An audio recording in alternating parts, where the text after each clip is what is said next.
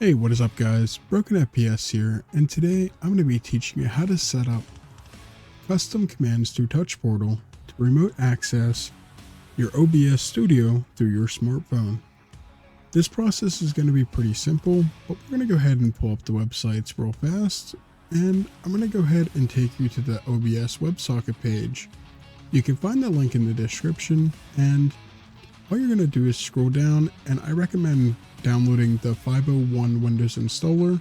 It is the most up-to-date version. Once you have that installed, you can go to Touch Portal, and at the top you can make it easier to get down to the download section by going to Downloads and then going to Touch Portal. When you click that, it will scroll you to the bottom of the page, and I recommend installing the recommended version for your machine. Once you have both platforms installed, you're going to need to get everything connected, and to do so, what we're going to do is take a look over here. I'm going to go ahead and turn my phone and my screen off for just a second. We're going to go into Tools in OBS, and we're going to go to WebSocket Server Settings. In the server settings, you'll see the server port is 4455. That is okay to be left the same, but what you're going to want to do is enable authentication, and the server password, you're going to hit generate password, and then you're going to hit show connect info. It will pull up your server password, and you'll be able to copy down that password and paste it on a notepad, because you will need it to add to Touch Portal to make sure everything is working properly.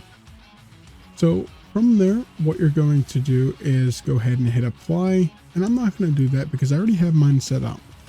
I'm going to go ahead and turn my phone back on, and I'm going to turn my other screen back on as well. So what I'm going to do from here is get ready to show you how to set up Touch Portal with your phone. But what we're going to do is we're going to go into settings, and we're going to go into settings again. And the best thing to do here is to stay in line with what you're setting up. So we're going to go into OBS, and you can see my WebSocket port is 4455, and then my WebSocket password is already pasted in there. So once you get your WebSocket password selected here and added there, you should be good to go. I'm going to go ahead and hit cancel because I already have it set up correctly. And then we're going to take a look at the smartphone itself. I'm going to go ahead and open the settings, and we're going to go to the setup wizard. When you're in the setup wizard, you're going to follow this step by step to get to where you need to go. It will scan for Touch Portal on your computer. So that's why I showed installing Touch Portal first. From here, it will ask you to insert the IP address, and that is what's at the bottom left corner of your screen. So once you have that selected, you're going to hit connect, and you're simply going to be connected to the Touch Portal portal. From there, we have a couple of things we can do. So how I like to set things up is I like having my button set up to have double function. And I will teach you simply how to do that. The start and stop button is actually created through a automated button that Touch Portal already had set up. You can go to the right hand side, and you'll see buttons, and you'll see some other settings that are already set up for you. If you don't see them, there should be something over here that says something about use already pre-made buttons.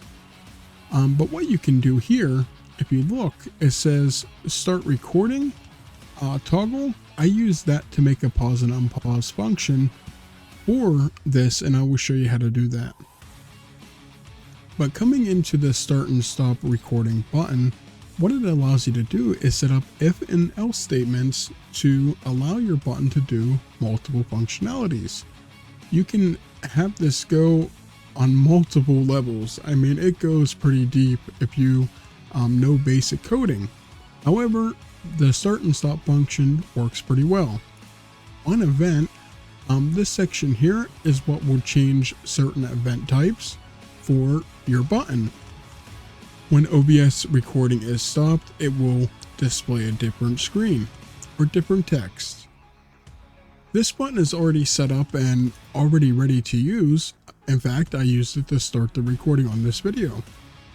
But let's see about something else. So I'm going to go ahead and hit cancel on that because I don't want to change the pre-existing button. And we're going to look at the pause and unpause button. So I admittedly made a mistake. I showed you copying and pasting an if statement, which was incorrect. I'm going to go ahead and show you how to set up a correct if statement that allows you to do multiple functionality with a mute and unmute function. So what you actually need to do is go to logic and set up an if statement. And what it will allow you to do is set up multiple functionality parameters to actually allow you to mute and unmute depending on what function is set. So if OBS recording state is equal to starting, it will allow me to pause and unpause my mic.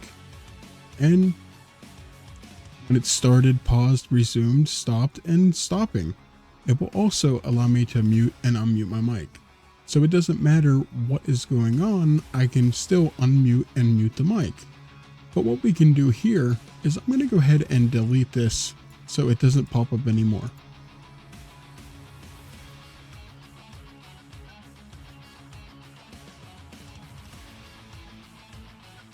And why I'm taking this out, it will allow me to show you on my side. So with the button saved, you can see it updated on this side. So it still says start recording. And what we're going to do is we're going to click on this button. We're going to apply it and then save and close. It should then update on the phone to just be mute and unmute.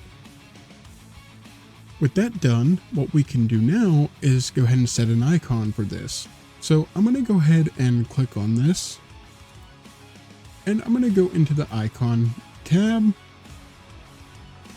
And I'm going to go ahead and set the mute button that looks like that. It will allow me to mute and unmute. And I'm going to go ahead and set the text to the top and set the vertical to 12. I think it looks the best like that. I'm going to go ahead and hit apply and save and close. When we hit refresh on our phone, it will refresh and it will show that image for us. Now, that is basically it for this tutorial.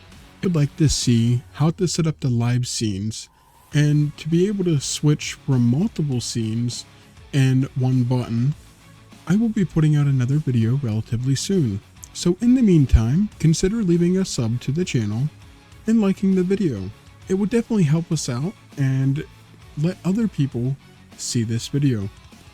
We do appreciate each and every one of you, and we hope you have a good one. Broken FPS is signing out.